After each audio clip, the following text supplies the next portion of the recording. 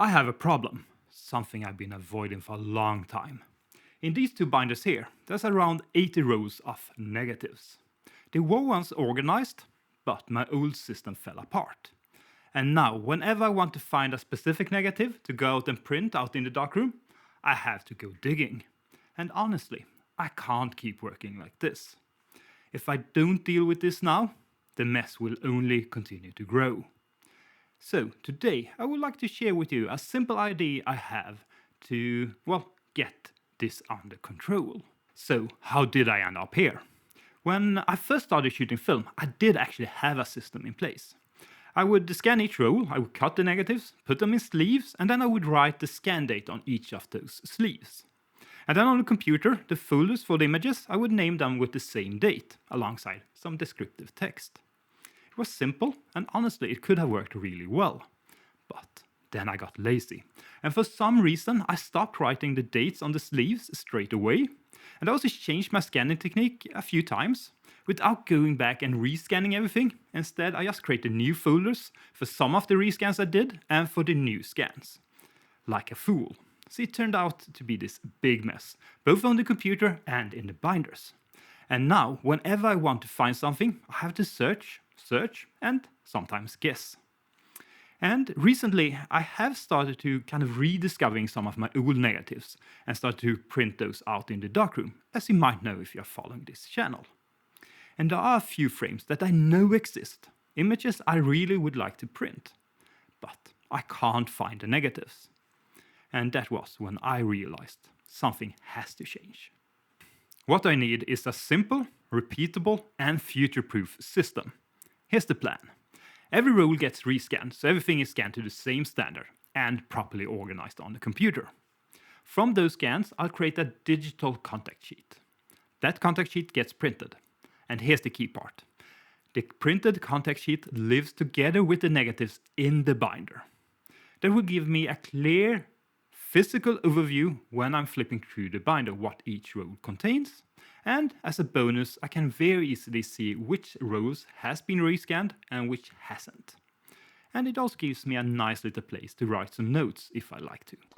So rescanning everything was fairly important to me. A lot of the scans were made years ago and the quality is so. And I figured it would take about as much time to sort out the mess on the computer as it would to be just rescanning everything. So I'm rescanning. And I made a separate video going over my scanning process that you can check out later, and it is largely the same. I still use my Fujifilm X-H2 to scan my negatives, and as the lens I'm using an old Canon lens for the FT mount, a macro lens. And I also have a few macro rings. I use the smaller ones, the 10mm.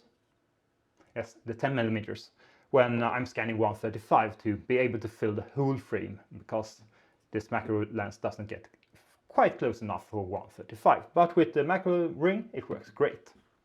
And for my film holders, I'm using the Essential film holder, which is great and works really well.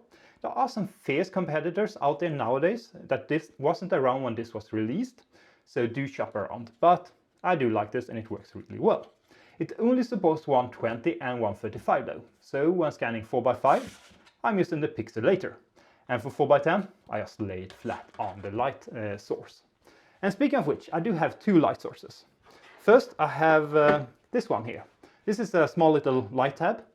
And it's great. I bought it as a kit with the pixelator. It's neutrally balanced, has a nice diffusion to it and works really well. A bit on the dimmer side though, so I've started using this more and more. This is a Cinestill CS light. I get about the same results with both of them, but this allows me to have a bit shorter exposure times when doing the scans, so I do prefer this.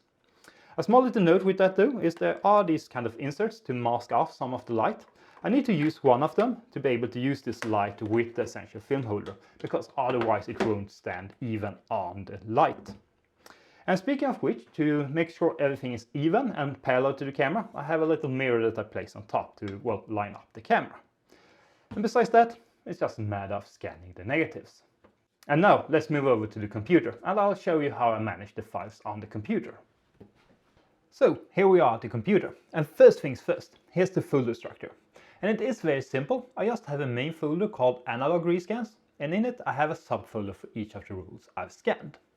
And they're named like so. You have the format, followed by a rolling index. So it's for instance 120.01 and then it's 120.02, etc. And I do think it's quite important to have that unique ID for each of the folders, because that means I can reference it. So on the sleeves themselves, I write that little ID here, so I know which sleeves corresponds to which folder on the computer. And I do think that's quite important to be able to keep this order for me. And in the future, I might create some subfolders here for specific years and specific projects. And for future scans, I'll probably add in the year in between the format and that rolling index. So it will be, for instance, 120.26.01. And I also have a folder called contact sheets here. And we'll talk a bit more about that later, because I do think that is key. But first, we do need to convert the images from negatives into positives on the computer. And in the past, I've used a software called Darktable, which is open source and free to use. And in my previous video about scanning, I show you how I did it in that software, as well as how I did it in Lightroom.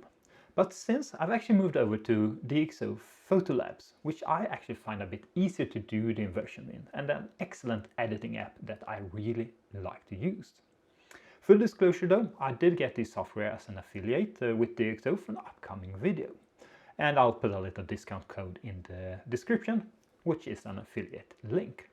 With that said, let's move over to PhotoLabs and I'll show you how I handle it. So here we have PhotoLabs and we have a role that I haven't, converted yet. First things first, I'm just going to rotate these images 90 degrees to the left. And then I'm opening the first one in the editing tab. And in DxO PhotoLabs, there are a simple tick box to invert the image. So I'm just selecting invert negative images here. And this is essentially just flipping the tone curves in Lightroom or the likes. But the nice thing with this tick box, all the other controls will be the right way around. So I really like that. I can also adjust the black point and the white point here, which I do very roughly here, because the goal here is to just create the initial contact sheet, not doing the proper edit. Kind of like out in the darkroom when you're doing the contact sheet, you kind of put a filter number 3 and just make sure it's a good enough exposure for, like an average exposure for all the images. Something like so. There is a slight color cast on it, and that's usually just the color balance and being slightly off. And I'm going to fix that by just sampling the image. On a black and white you can sample anywhere, but in a color image, sample the border. Sampling that, and that largely fixes it. I'm also going to select to convert this into a black and white as well, to remove any reminiscence of a color cast. I'm also going to crop the image, and I'm cropping very loose because I might accidentally have moved the film holder in between the frames, or it might not line up perfectly. So I'm giving a bit of room for error there. Like so. And I'm happy with that. And now I'm just going to copy that setting over to all the other frames here. So copy correction settings, select all the others, and paste those. And I can then of course go into a specific frame if I want to adjust that, but largely I'm just looking for good enough. So I'm happy with this, so I'm just selecting all the images and I'm selecting export here. And I'm exporting these to the same folder where the initial raw files is, but in it I have a folder called contact sheet and a subfolder called JPEG. And this export, well, it takes perhaps a minute or two, and in real life when doing this for real, I actually have scanned several sheets or several rows at once, and I just move on to editing the next row whilst it's exporting. And on my computer, well, these 10 images took 27 seconds this time around. So now I have a bunch of JPEGs exported, and they reside here. So I have this folder and I have the JPEG files. And to create the contact sheets, I'm using a software called Faststone Image Viewer. And it is free to use for personal use, and as you know, photography is a hobby for me.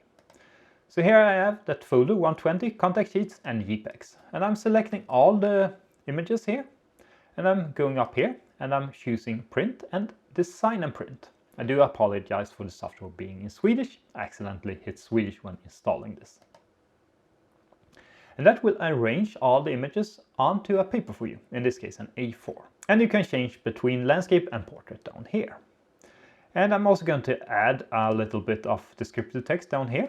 So I'm just using that same name, 120.02 there, down on the bottom right. And I'm happy with it being in landscape for this contact sheet. I think it's the best. And I'm actually going to save this to a file here. So I'm choosing save this file, and I'm saving that as a file. And this is where that folder for contact sheets comes in play. So in analog rescans, I have contact sheets there, and I'm going to save this as a file here. And I'm naming it as the same index number, so 120.02 contact sheet, like so. And what I do next is I open up the Explorer, like so. On the left-hand side, or the right-hand side, I have all the contact sheets there.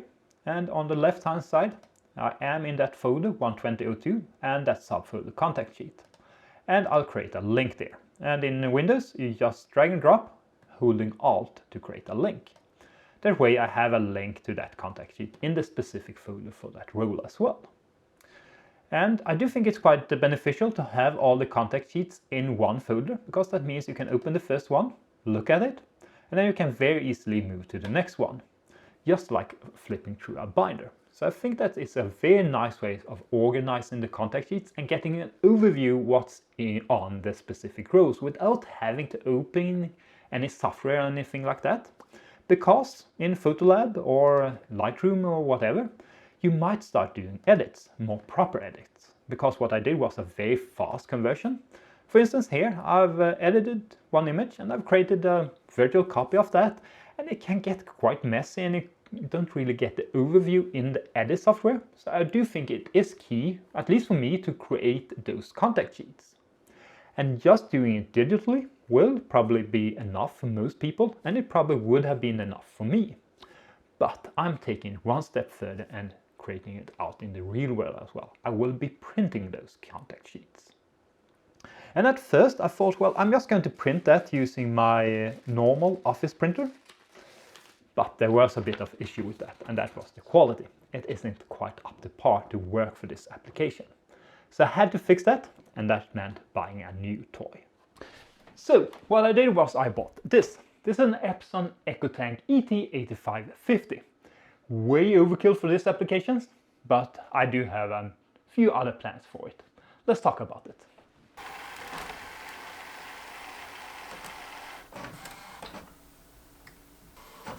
So, about the printer. As I said, I went with the Epson EcoTank ET8550.